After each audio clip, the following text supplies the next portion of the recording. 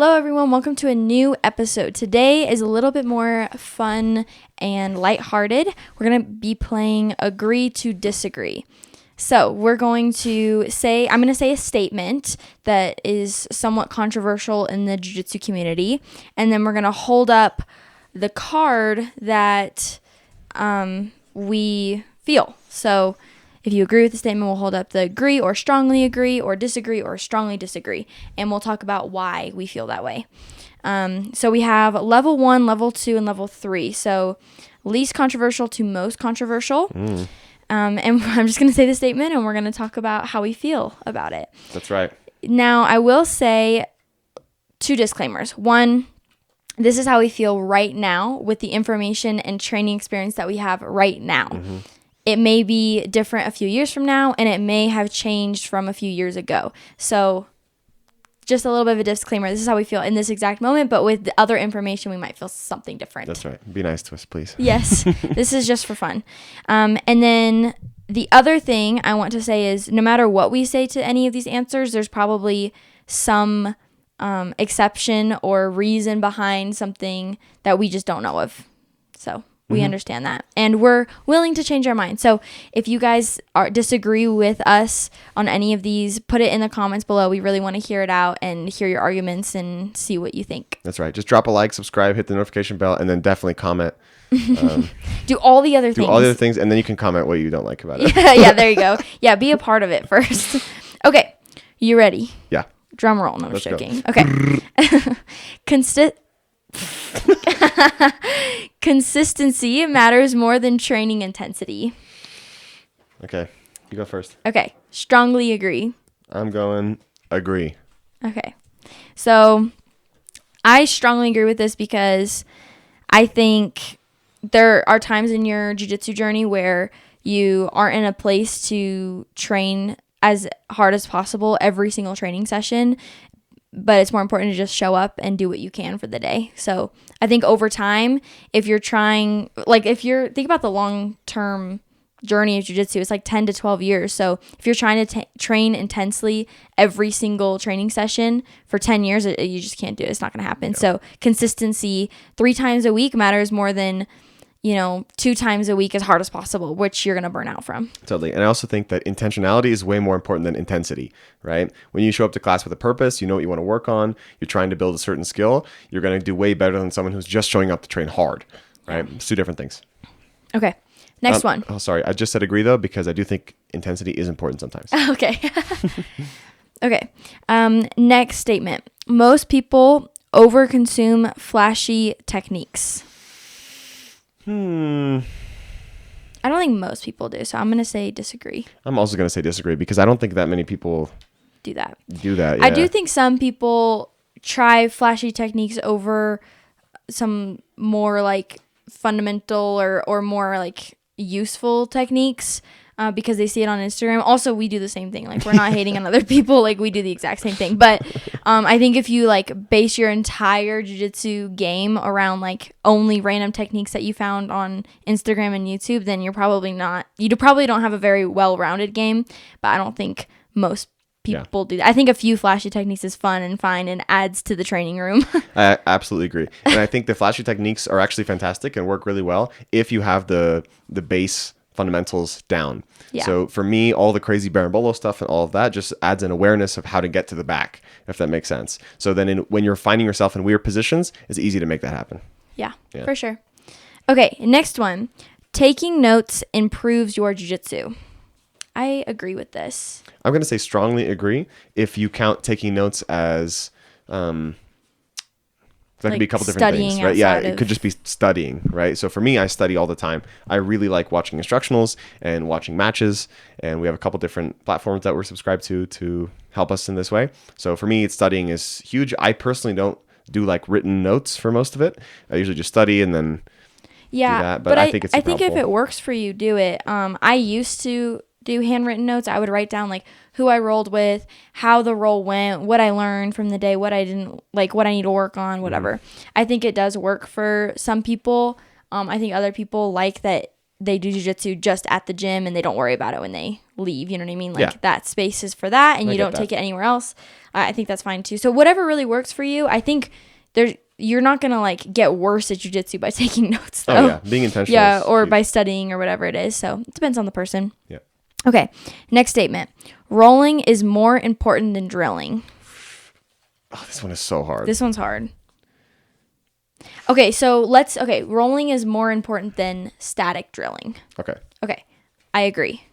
I also agree. Okay.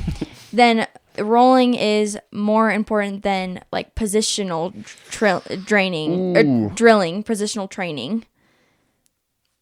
I think we would have to disagree. Yeah, I disagree with that too. Yeah. So I think situational rounds, games where you have certain goals in mind are, I think, the most valuable at a certain level. Yeah. I think for brand new people, of course, you have to static drill. Yeah. Obviously, you need to know where to put your feet and hands, of course. At a certain level, though, I think the gamified kind of format is really helpful, or the positional training is super helpful. And I think if you only roll, then you don't get to work on the stuff that you're trying to work on. Yeah, I agree. Yeah. I'm trying to think of like, okay, so like my last competition, I did the best at than I've done at any other competition. Mm-hmm. And for the 5 months before that, I only did like positional training or I did way more positional training and positional drilling and gamified drilling. I did that way more than I rolled at all. Yeah, I did true. honestly, I think I did like less than 10 rolls in like 5 months because of how much drilling we've been doing recently. That's true. Yeah, that was a lot of just rounds. Yeah, and I think it's also more fun than a full round of rolling. Oh, you think so? I think most people would disagree with you on that. I know. I think so. I think it's more fun. Cool. Next one. Fundamentals beat advanced techniques. This is also kind of a weird one that requires some nuance. Yeah. Okay, so I would agree with this. Go ahead. What would you say? Yeah, I would agree. So I would agree because I have a different opinion on what counts as an advanced technique. Yeah, that's true. For me, an advanced technique, there's a lot of things that a lot of people consider advanced, which I just don't think are that hard to learn for people. Like the skill, like guard retention, some people think is really advanced, but I think there's some easy concepts that are really fundamental. And can change your game completely. And I think that when you watch the highest level competitors, they're using advanced techniques, but they're using a few of them. They're like 90% of their game is footwork and grip breaking and passing and posture and all the stuff that you do in fundamentals. Yeah, I agree. Yeah, I agree with that. I think advanced techniques are effective if they're backed up by the fundamentals involved in it. And also you can't pull off an advanced technique without having like solid fundamentals within it. So yeah, for sure. Okay, pressure passing is more effective than speed passing. This one's so annoying. So we're going to hold up agree and disagree together because I think we both, this is so dumb. Yeah, this is a weird one. This is for Professor Tom.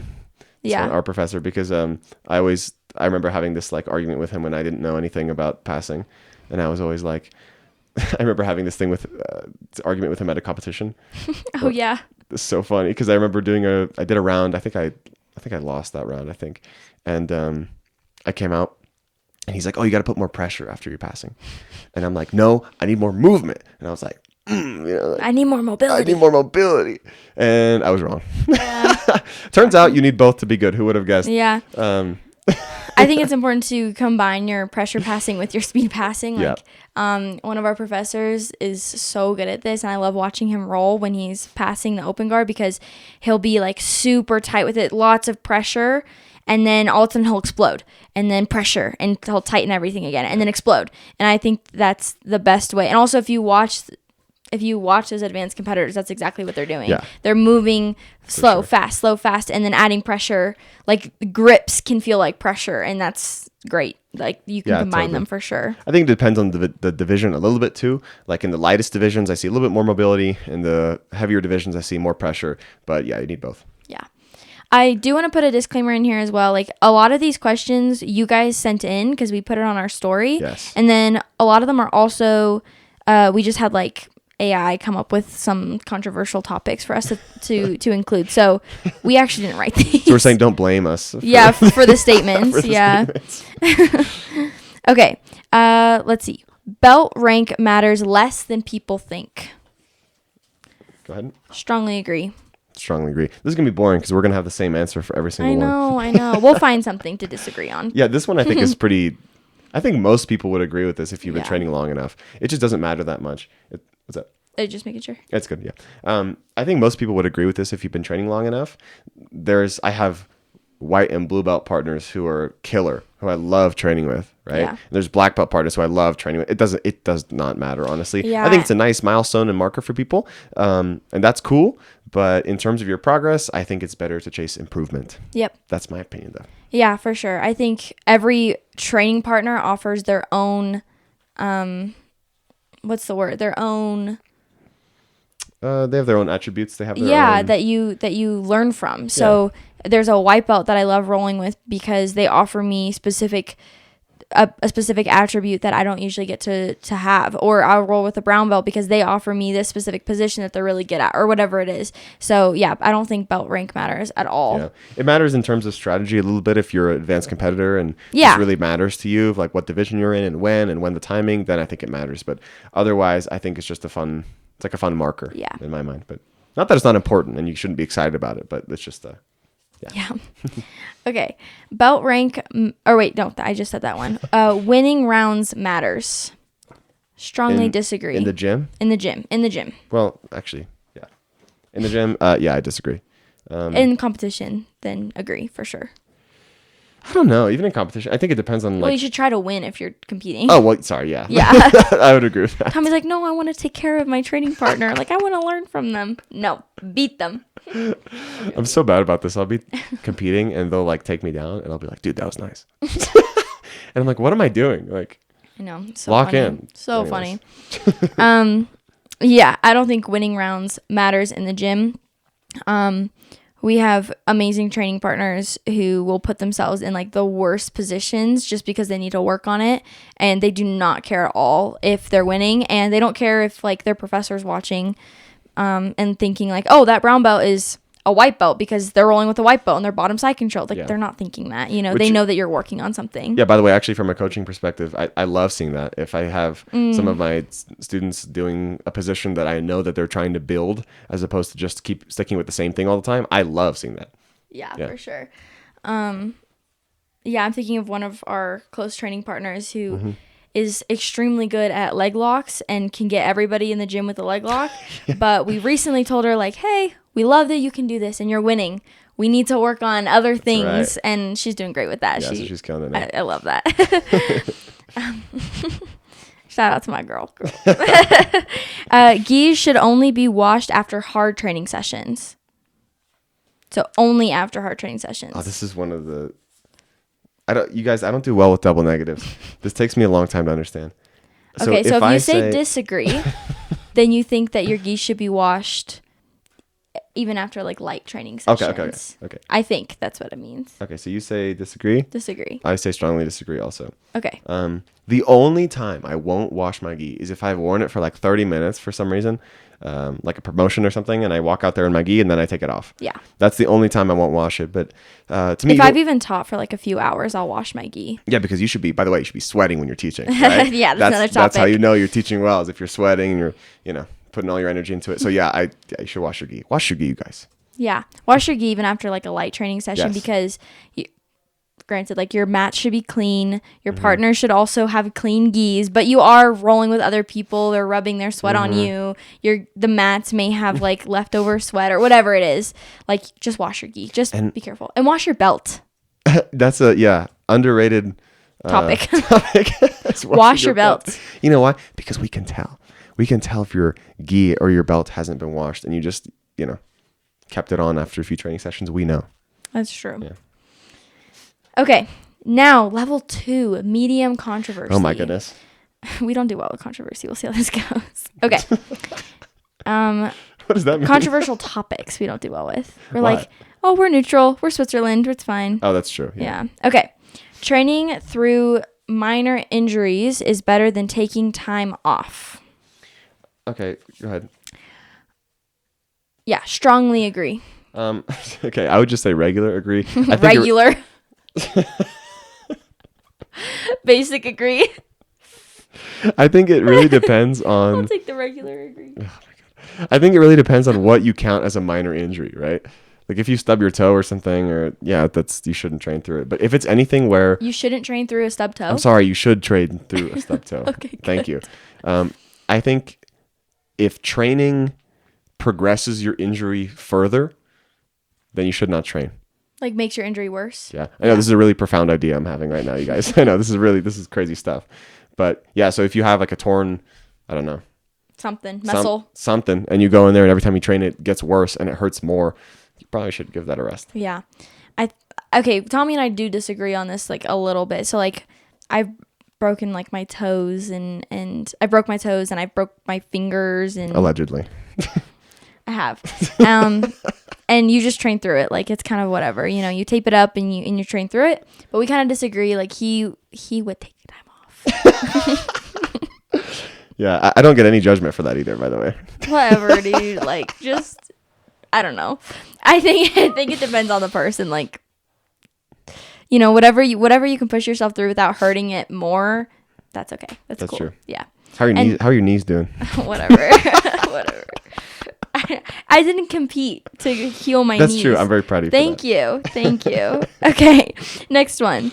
But seriously, we don't know how other people, like if you get injured, like other people don't know how you truly feel and how you are doing. Only you can know that. And if you can't train and you don't want to train, like don't show up. Don't train. Maybe show up at the gym, like drill a little bit, do what you can, but don't force yourself. Like these are all jokes. and yeah, that's a great point. You don't have to do a crazy hard round, by the way, right? If you're not feeling it, like come in, drill, practice, learn some stuff, and then leave. You can get a lot out of that. Yeah. Okay. Next one. Warm-ups are mostly a waste of class time. Okay. I would say disagree. Yeah, I would say disagree too. Yeah, I think especially you have to think about your like audience, right? Yeah. So, or not your audience, your students? Your students, yeah. Because so for like kids classes, for example, the warm-ups to me are a tiny bit of injury prevention and mostly just fun and to get them into the mindset of training. You warm up a little bit.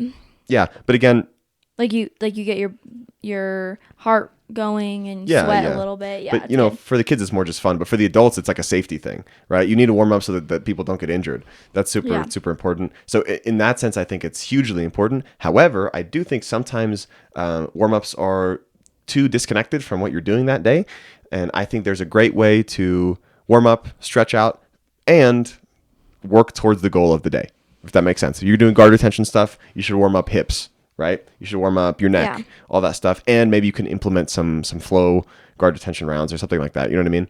It could be more related to the class. So I think that's where some people go wrong. Yeah, I agree. Yeah. Okay, next one. Gi is better than no gi. Ooh. I agree. I actually agree too. I agree. Tommy has more of like a logical answer to this, but I agree just because I like gi more. And I just enjoy it more and I train it more. And I also think we did have a discussion about this a few weeks ago.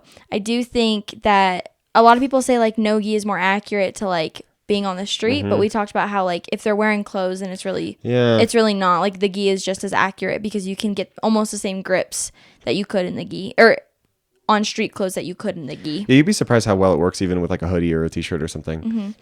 We have random weeks out of the year that we do what's called suit jujitsu or suit jitsu, I think he calls it. That's fun. Where it's a bunch of like old thrifted like suits, suit jackets, suit pants, and we all like put them on for open mat and we just roll in like our suits, just normal clothes. And I think that's super fun, but it really doesn't feel any different. Like, yeah, no. Yeah. But yeah, I think for me, I think gi has a little bit more like technical elements to it in general. More options. Like you can set traps a little bit better. You can be more intentional with the gripping exchanges. I think sometimes no gi has this huge element of athleticism and wrestling, speed that kind of fills in a lot of that. And don't get me wrong, that's super fun and I love that, but I think it's not as accessible for everybody. And I like that like fun, tricky, detailed element of gi. Yeah, I totally agree. Okay, next one. Pulling guard is stupid. Someone sent this in if you can't tell. This is a classic one. Let's see. Strongly disagree. Yeah, I disagree. It all depends on the context here. Yeah. I mean, in a self-defense situation, you're not going to pull guard. That's a terrible idea. That's fair. But in the sport aspect of it, I think learning how to pull guard or learning how to defend a guard pull is just as important as learning takedowns in the gym. But I just really quickly, we've had so many people that we've barely known throughout our life reach out to us on Instagram, sending us a random video, a random reel of the same joke. The same joke is a robber comes in and somebody's like, "Oh, I know jiu-jitsu, I'll defend," and then they pull guard. We get it. It's hilarious. Or it's like the Simpsons clip of the guy climbing on top of him or whatever. Oh yeah, trust me, we've seen them all. Stop sending this to us. We don't talk to you. We trust me, we've seen this reel a million times. Stop sending it. No, I'm joking, but we get it. It's the classic joke. But in a self-defense situation, no, you're not gonna pull guard. Yeah, but in a sport aspect, you should learn how to, because I think it is just as effective as a takedown in terms of the point system effectiveness. So if you pull guard and you're really good at your open guard sweeps and you feel confident in that, you can get 2 points pulling guard and getting a sweep as fast as you could working on your takedown for 30 seconds and getting 2 points. Does that make sense? Yeah, and along those same lines, I think with partners of equal skill level, passing guard is going to be harder than sweeping somebody. And so I think in general, if I spend most of my round trying to sweep them and then I do sweep them, now I have 2 points. And even if I don't pass, I still win. Right. So I think that's a lot of strategy that we see at competitions. And then part of it in my mind too is if I'm pulling guard, especially in gi, I have 4 limbs to attack you with, right? 2 hands, 2 feet. And then when you're passing, especially if you don't have good leg work, you have 2 hands to attack me with. Right. So even that I feel is a discrepancy. But again, this is really only because of the way that the point system is structured in IBJJF. If it was you lost 2 points or something for pulling guard, it would change everything. Yeah, and takedowns are the way to go for sure after that. I will say, if you are someone who focuses on takedowns, especially in a competition, I think if you end up getting a takedown, it does get into the person's head a little bit. They have to adjust where they're at again. That is an advantage. I think also for ladies, not many women do takedowns in our divisions. It's a lot of pulling guard. And I think if you are somebody who does do takedowns, it's a little bit different. And it's a little bit of an adjustment for people because we're not used to it. And by the way, I am team takedowns. I'm a judo brown belt. Okay, not to flex, not to flex, but he knows. Besides. I love takedowns, so don't get me wrong. Yeah. Okay, this is just our sport opinion. Yes. Okay. Next one. Leg locks are essential to modern jiu-jitsu. Strongly agree. Yeah, me too. I think John Danaher said it best, right? Why would you ignore 50% of the body? Yep. I think that's super real. And I also feel especially in no-gi, it's really real because you can't always attach to their upper body in the same way. You can't just get collar and sleeve grips or play spider guard because they don't have a gi. So often the only thing available is legs. Yep. So you see a lot of this now in the modern jiu-jitsu scene is how do I use those leg entanglements to get my 2 points from my sweep or to get to the back, right? It's more than just the leg lock itself. Yep. Makes sense. Yeah, I agree. I think also we've talked about adding this. I think we talked about this in a few episodes ago, but we've been talking about adding heel hooks and different types of leg locks for women self-defense in our self-defense programs because it's my entire body against one guy's leg and one guy's knee ligaments. Yeah, literally. Right. It's so yeah.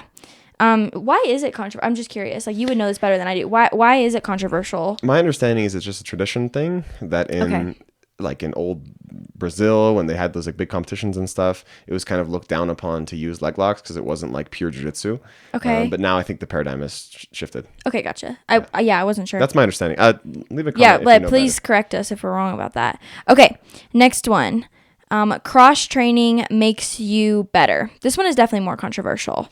So, I think overall agree. I do think cross training makes you better. I think so too. Yeah. I think so too, but it's at the cost of other things, right? So we mean cross training is in going to other gyms and also training there. So realize that like if you're traveling or something, you stop by a gym near you to go train, right? Well, that's a little different too, right? So I think if you're traveling and you stop by versus like you consistently train at 2 or 3 other gyms, that's a different thing because it's hard to build community when you are split between like 2 or 3 places. True, yeah. So that is one thing you lose. It's hard to build that like team feeling. Your training partners don't really have your back in that sense. Your coaches don't really either because they don't know where you're training. They don't really know. So I think you miss out on that. But I think for certain people, if you're trying to be a high level competitor, I can understand that. Yeah. But again, I do think you miss out on the team part. But for purely jiu-jitsu technique, it's really helpful to train with other people. Yeah. We love to go visit other gyms, and especially training at our affiliate gyms. Like if your gym has affiliate gyms or sister gyms or whatever you call it, that's awesome. I think it's great. Like take advantage of that. That's awesome that you get to train with a whole new group of people. Yeah. If you train at the same gym, you get used to almost every one of your training partners, and you guys all end up having not the same game, but the similar like pool of moves almost because you're all training together. So it's important to go to another gym and like see something that you don't usually get to, because the only other time you would get to do that is at a competition when you're trying to win. So might as well like go train at other gyms and see what that's kind of like and compare back and forth and that type of thing. Yeah. We were just in Michigan visiting our affiliate gym and we got to do that for Open Mat. It was awesome. So fun. Okay, next one. You should compete to get promoted. Okay. I disagree. Yeah, I disagree as well. I don't think that should be a requirement. Like I think everybody's goals are different. You know, if you're there for self-defense, competing may not always make sense, although there's an argument for that as well. But yeah, I don't think competing should get you promoted. Also, it's a very hard thing to compare. So if you go and compete at like Worlds in your division at your belt and you win, let's say you lose, that doesn't necessarily mean that you're not at that belt, right? Because it's hard to compare because you're pulling from a very specific group of people and you're pulling from a very specific group of people like who have very specific technique ability. Does that make sense? Well, yeah, those are like the 2% of people who even compete, right? And so those people are obviously going to be better. To me, like world champion purple belts are going to be able to beat the average black belt who's a hobbyist, right? Yeah. Just because of, their training schedule and things like that. So it's a weird comparison. Yeah. But yeah, I agree. It shouldn't be a necessity. I think to get promoted. Yeah, to get promoted. Yeah. If you are competing, I think the promotion has a little bit more strategy to it. So that's maybe something to think about, but otherwise, yeah. Yeah, for sure. Students shouldn't ask coaches to roll. Ugh. Strongly disagree. This is one of my pet peeves. I disagree with this. I do think that there are some traditional rules set in there. And if that's how your gym runs, then good for you. But overall, I kind of disagree. Like, I think lower belts should be able to ask high belts to roll. I think coaches should be able to, I don't know. Yeah. No, 100%. They should totally be able to ask you. And also, you could say no. Right? Yeah. If you're the instructor and you like don't want to roll with them, you say, hey, no thanks. That's fine. Yeah. Right? You can do that. But I just think it's a weird culture where it's like, oh, like don't ask him, right? Like you're there to help them, right? And that's part of helping them in my mind. Right. I have a funny story. So I won't say who, but I did meet a pretty successful, pretty famous jiu-jitsu instructor. And I was young. I just started training. I did not know it was not okay in some gyms to ask like a higher belt to roll. And I asked this person to roll and they gave me like the nastiest look ever. They were so frustrated that I asked them to roll, but they did, which was super sweet. And then after the round, they were super nice to me, but I had no idea. And that's the first time I got introduced to the fact that like some gyms, you're not supposed to ask the higher belts to roll. Yeah. But I do think it's a little odd. Like he could just say no, instead of like rolling his eyes at like a 12-year-old. Okay. Next level. This is the most controversial. Okay. Are you okay? I gave it a look. Yeah. Okay. Jiu-jitsu isn't for everyone.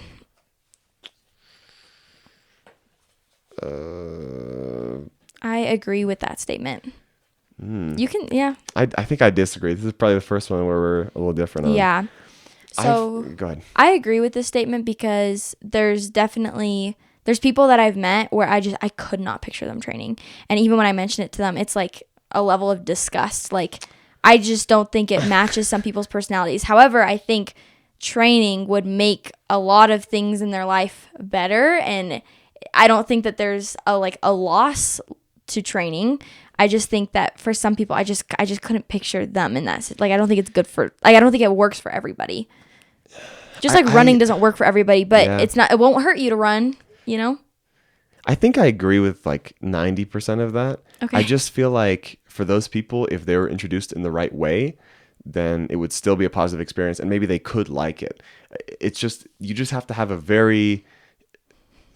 really good on-ramp for them, and it has to be comfortable for them to start, and there has to be some kind of motivation.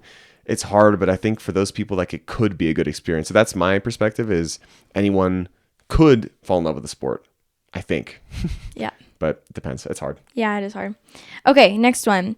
Men shouldn't train with women. Strongly disagree. Strongly disagree. Go watch our podcast on training with ladies. Our episode, yeah. we did an episode a while back on training with females and what that looks like. And we mentioned the fact that, like, there's not many women at a time, like, in a class. Like, the ratio is just so different between, like, the men in the class versus the women in the class. And if men weren't allowed to train with women, then women would never get a chance to train, and we would lose out on a huge portion of the pool of moves in that gym. Like, that would just suck. So I think women and men should be allowed to train together, and I think it's a little bit of a red flag if they don't allow them to. Yeah, and also women have some of the best technique in the room, right? So oftentimes the smaller training partners that you have to have the best technique to survive, right? And to pull anything off. So those training partners are really good resources to learn from, and you're missing out on that too. Yeah. Okay, next one. Sandbagging is part of the game. Ooh. I disagree. I think I disagree too. I'm kind of on the fence. It depends.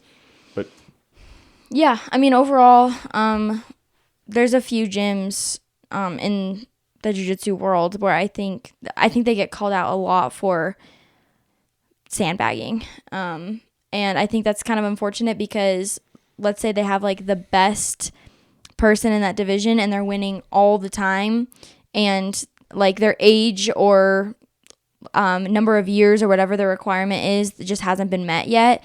Well, all they're doing is just making the division better. All they're doing is setting the bar higher for the rest of the people in that division. I think that's great. I think that levels up the sport as a whole.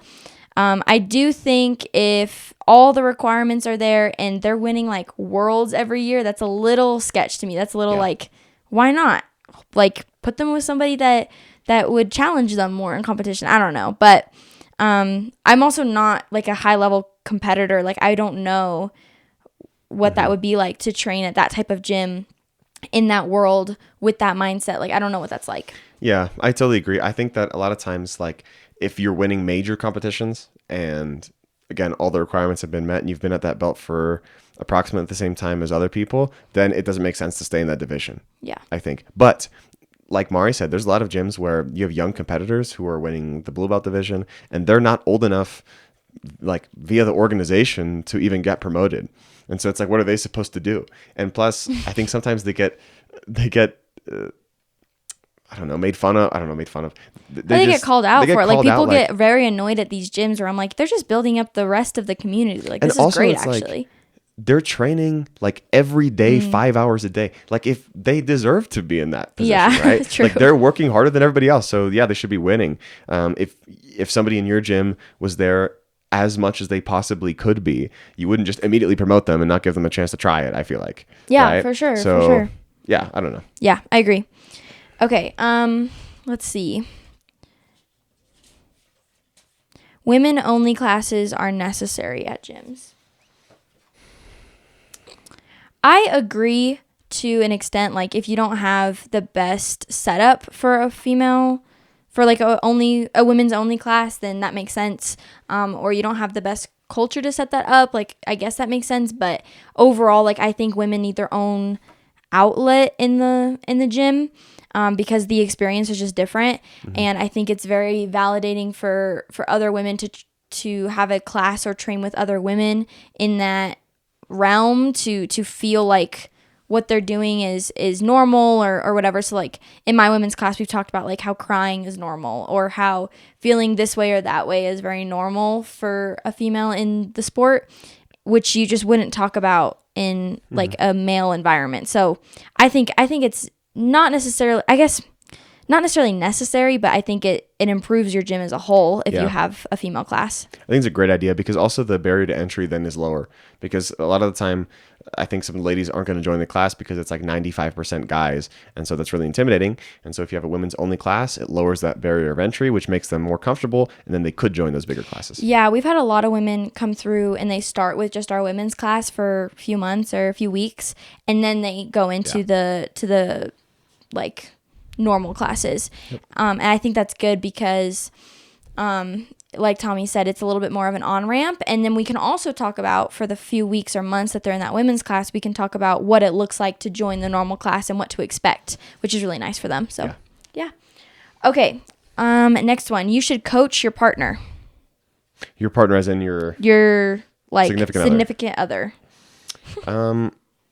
I would disagree with this one. I would agree. Really? Yeah. But I can see how you would disagree. I think this one is very neutral. Like, I think it depends on you and your partner. I think getting to train together is a really great thing. It's really fun. Coaching them is hard. Over the years, I've learned how to take criticism and coaching from him. He's a lot better than I am, and it's very helpful to have him as a coach on the side. But I think if we had started or have the same like level of technique or whatever, I think maybe I would have a harder time with it. Yeah, I think it's good if you can kind of say like, hey, can you help me with this thing? Or can you share how you do this? And then it kind of opens it up. I feel like sometimes what ends up happening is one person is trying to be the teacher the whole time instead of just enjoying the experience together.